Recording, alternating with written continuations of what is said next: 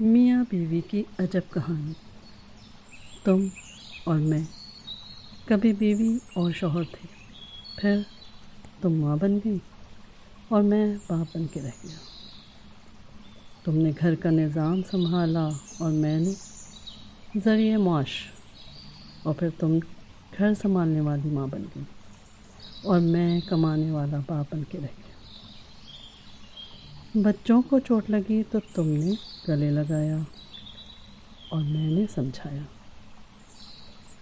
پھر تم محبت کرنے والی ماں بن گئی اور میں صرف سمجھانے والا باپ ہی بن کے رہ گیا۔ بچوں نے غلطیاں کی، تم ان کی حمایت کر کے انڈرسٹینڈنگ موم بن گئی اور میں نہ سمجھنے والا باپ بن کے رہ گیا۔ بابا ناراض ہوں گے یہ کہہ کر تم اپنے بچوں کی بیسٹ فرینڈ بن گئی اور میں غصے کرنے والا باپ بن کے رہ گیا۔ تم سارا دن بچوں سے راز و نیاز کرتے ہوئے اپنا مستقبل محفوظ بناتے ہوئے بچوں کے ذہنوں میں گھر کرتی چلی گئی اور میں فقط گھر کا مستقبل بنانے کے لیے اپنا آج برباد کرتا چلا گیا۔ تمہارے آنسوؤں میں ماں کا پیار نظر آنے لگا اور میں بچوں کی آنکھوں میں فقط بے رحم باپ بن کے رہ گیا۔ تم چاند کی چاندنی بنتی چلی گئی اور پتہ نہیں کب میں سورج کی طرح آگ اگلتا باپ بن کے رہ گیا۔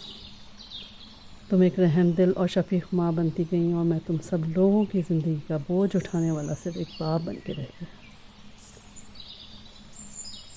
یہ ایک انتہائی تلخ معاشرتی تصویر ہے۔ بہت کم ایسی مائیں ملیں گی جو اپنے بچوں کے سامنے ان کے باپ کا مقام بلند کر کے رکھتی ہیں،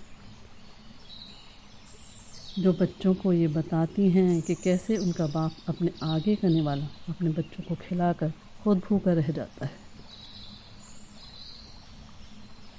کیسے ایک باپ سارا دن اپنے بچوں کے رزق کے لیے مارا پھرتا ہے، اپنے بچوں کے بہتر مستقبل کے لیے کیا کیا قربانیاں دیتا ہے، کن کن تکالیف کا سامنا کرتا ہے، کس طرح ان کو ان کے پیروں پر کھڑا کرنے کے لیے اپنے آپ کو برباد کرتا لیتا ہے،